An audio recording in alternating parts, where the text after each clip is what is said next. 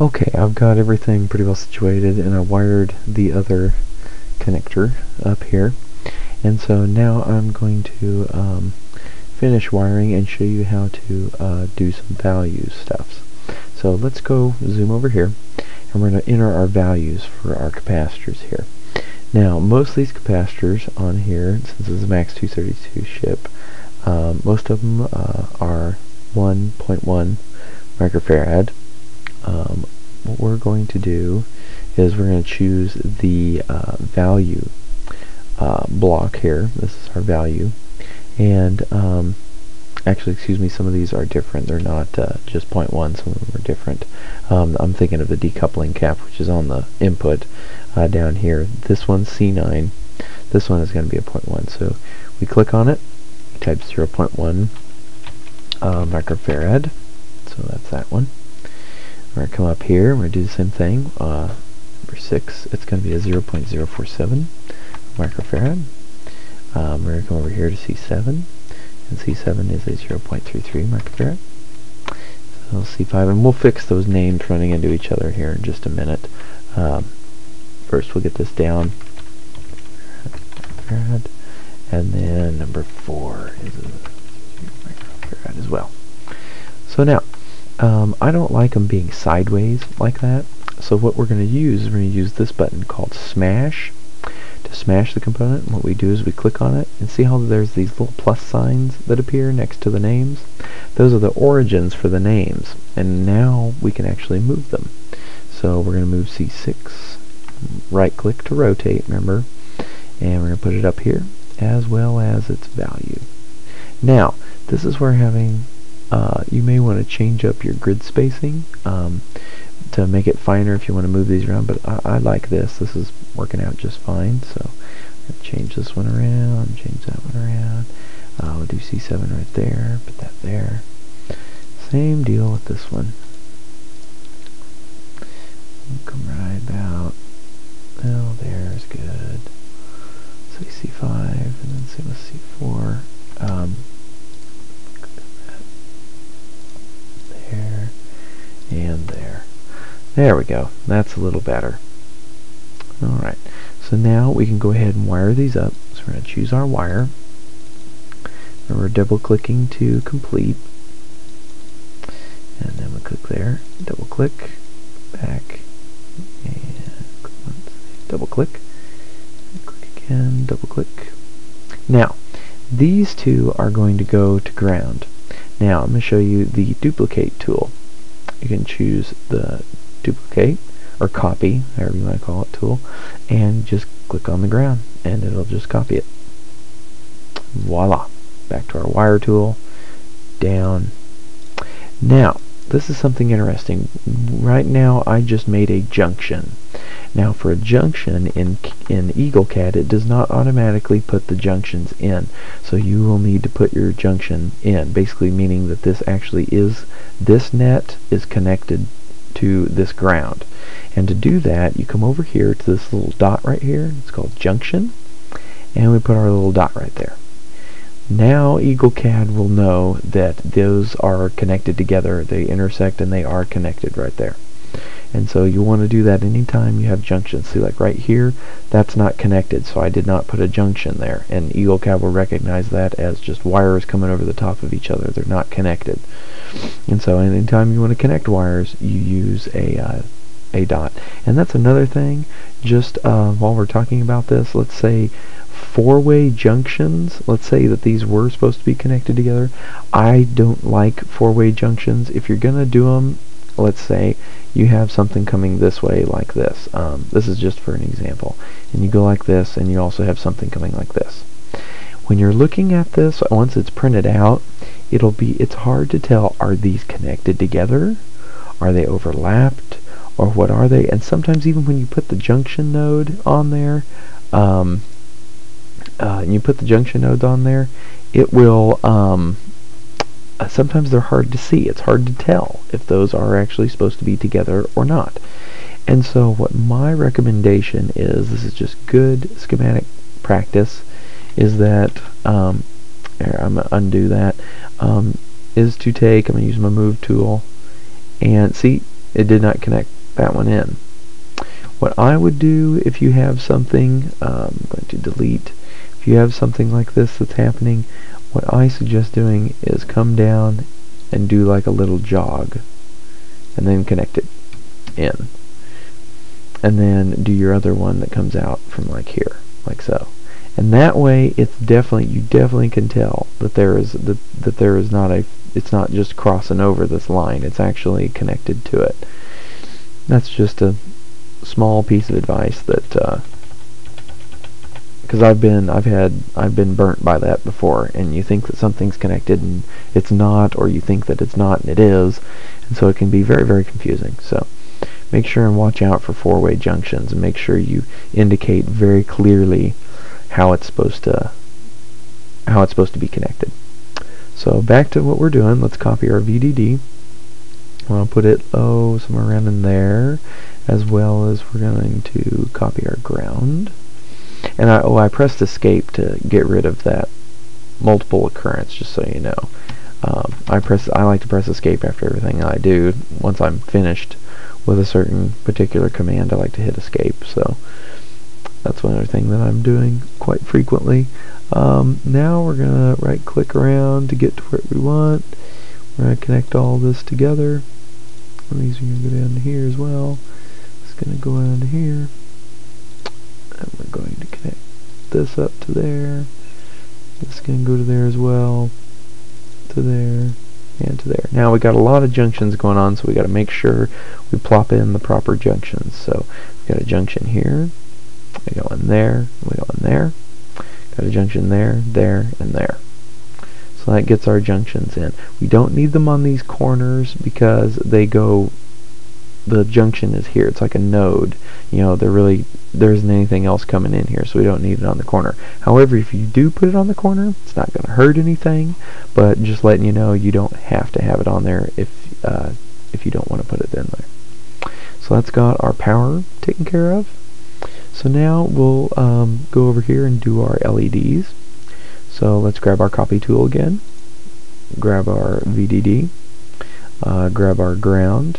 Oh, this is kind of interesting. Sometimes you'll click on this and it'll highlight it, and you won't actually grab it. And what it's doing is it's asking you, it's got a question. It doesn't know if you're wanting to select this, or maybe the wire, or maybe the junction. And so it basically, if you look down here at the bottom of the screen, it'll ask you, it's like, are you selecting the ground, the supply, like what are you doing? You can left click to choose yes, this is what I want to select, or you can right click to go to the next and cycle through it. So watch, if I right click, whoops, I think that's the only one that it's selecting. Well, I may have to do that somewhere else. Let's, there we go. If I right click, you can right click through. If I look like at this wire, well, when you zoom in, it then knows what you're doing. If you're zoomed out, basically, and you're clicking over something, usually it kind of will be confused. Do you want this wire, or do you want that wire, or that wire, or that wire, or do you want this part, or maybe that ground, or it'll basically ask you. And what you do is you can right click, and it'll cycle through the parts that are kind of around your cursor, and that way you can pick the right one. This will be more evident when we go into board layout, because you'll have top and bottom layers. You'll have stuff going over the top and below things, and you'll see that more heavily, it asking you what are you wanting to actually click on. Is it a part on the top layer, on the bottom layer? Is it a via? Is it an intersection? Like what is it that you're trying to click on, because there's multiple things underneath your cursor. So that's what that is. So we're going to go ahead and copy our ground, put that over here, make that look nice, and then now we're going to go ahead and wire all this stuff. And there's that one. That one. Go to there, and there, and here to there. And then put in our junctions. One there, one there. And then same thing, we're going to do our value. We're going to do 470 ohm resistors, so just 470. That puts in our values for our resistors. And that's basically what we're going to do. I'm going to go ahead and finish wiring this all up and putting in the values. Be back in just a second.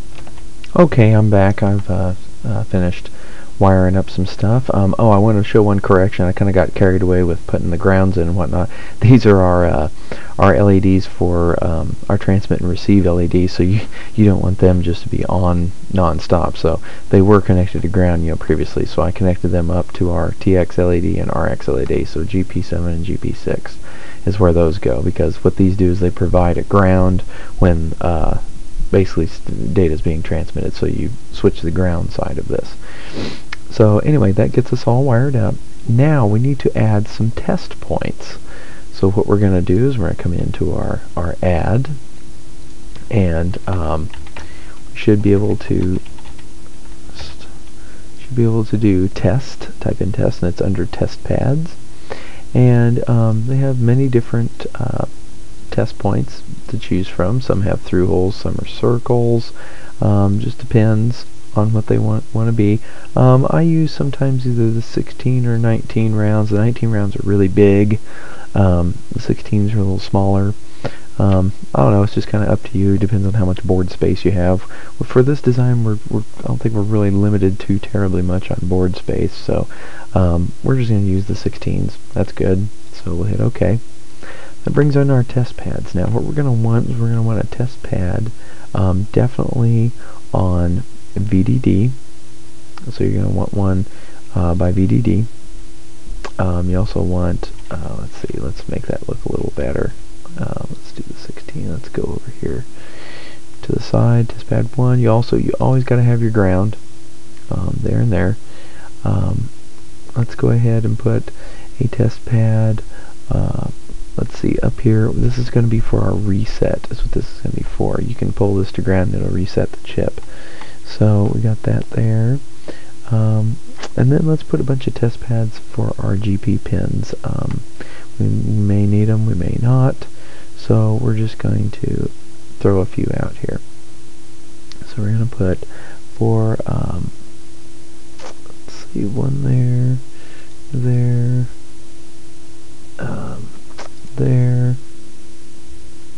got 3 on that side, and then we've got our others. How do I want to make this look? We'll bring those 3 out. Okay, what we may do is we need to scoot some stuff around, which is fine. We'll just go ahead and cancel escape out of that. What we'll do is use our move tool, and we're going to grab everything and choose right click and choose move group, and we'll just kind of move this out a little bit so we have some room.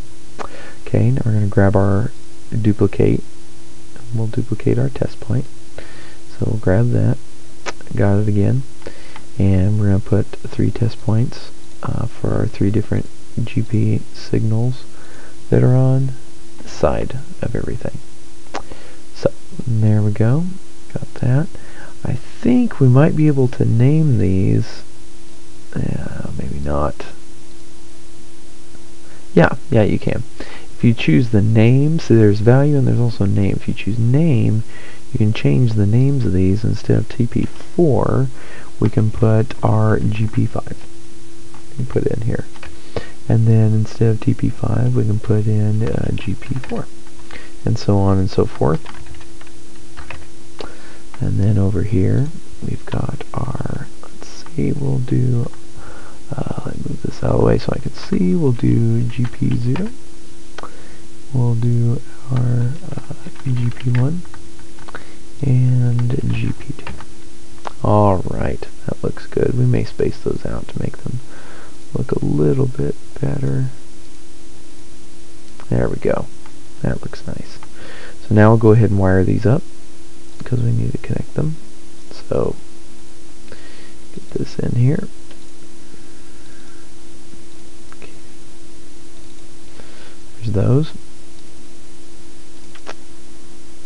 The test points are awesome. They're cheap. All they are is just a pad, and it allows you to probe your system so much easier.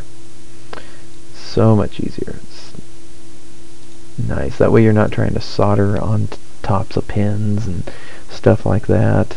It just makes life a lot easier. I'm going to rename this reset, And just like I said, makes life a lot easier if you can probe your device very easily. So there we go, we got some test points. And like I said, anywhere else you might want to see, like, who knows, you might want to take the pin 2 and 3 over here, the receive and transmit lines, you might want to put test points on them. Maybe for some reason you pull out a packet sniffer or something off of those lines or something, you know, and take it to something different. You never know, so you always want to add as many test points as you feel like you need.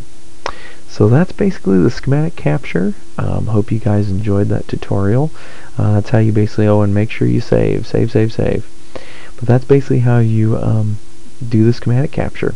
We're going to be now looking at, after this, we will be looking at doing some Inventor, some Autodesk Inventor stuff, because now we've got the schematic made, so we know what components we need, what kind of things we need to do, and now we can actually start the layout. But before we start the layout, we need a board outline definition, and the definition of the board will come from the 3D model, because we will model the case and how the board's going to be shaped inside the case, where it will mount into it properly and everything. So in order to do that, we're going to use AutoCAD Inventor to figure that out. And once we figure that out, we can export the board layout, the board outline, and pull it into our layout software, and then we can put the components on it, and that way we'll be able to steer clear of any holes for mounting, where screw holes might be and anything like that. And if any connectors are supposed to be spaced properly on the board, we'll know where to put them. So that'll be the next tutorial, will be on that. Oh, one more thing really quick on this. Let me show you how to create a bill of materials, because that is very, very, very helpful, or, you know, a BOM, bill of materials, whatever. If you come up here to your ULP, you click on that, and in fact, the first thing is BOM. You know, click on bill of materials, open, and here's where it basically gives you your bill of materials. It tells you what everything is.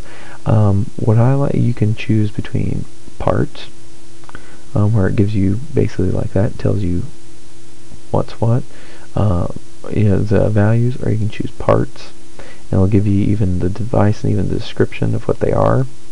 This view is one that's very nice to have, because it gives you the description, but the values is nice because it'll combine, like R1, 2, 3, and 4 is this part, C4, 5, 7 is this part, and like that, and that's nice to have.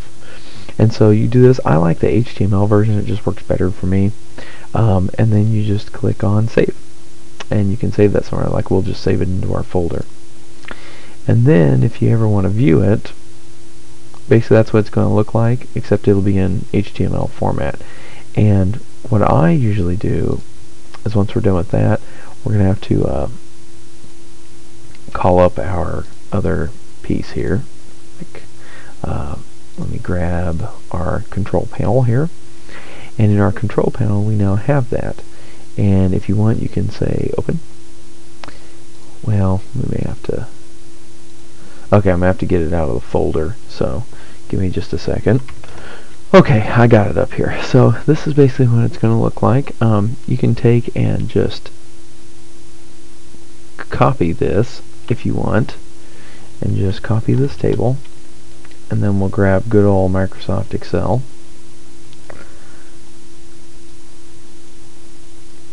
and let's see if I can get a hold of it here. There we go, and paste it all in,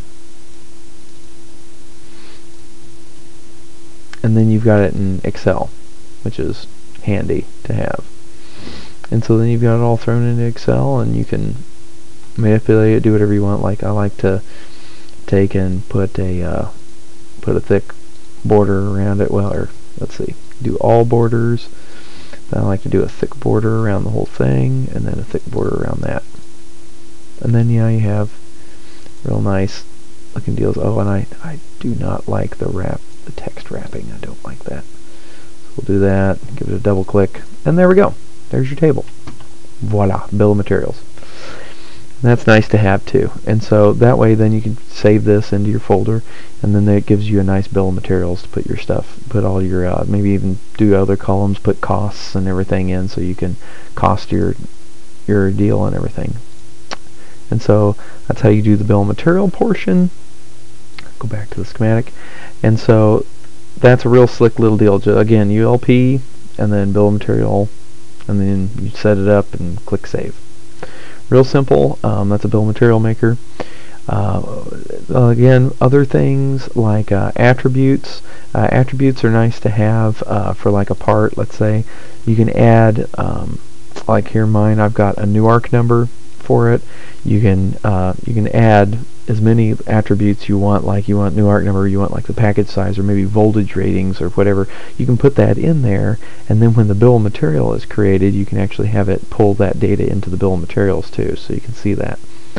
So those are attributes. Again, a lot of this stuff, I'm not going to do a whole full-blown CAD tutorial. This is just kind of get you going. There are many tutorials for Eagle CAD out there, so I highly recommend that you go out and if you're going to use this software, and check YouTube because there's tons and tons of people showing you how to do a lot of different things.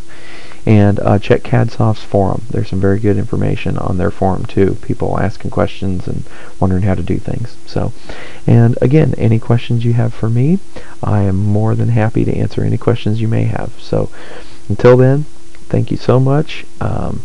Keep coding, keep designing, keep subscribing, and this will be fun. Next time we'll be dealing with some 3D modeling. Ought to be pretty exciting. Thanks again, and take care.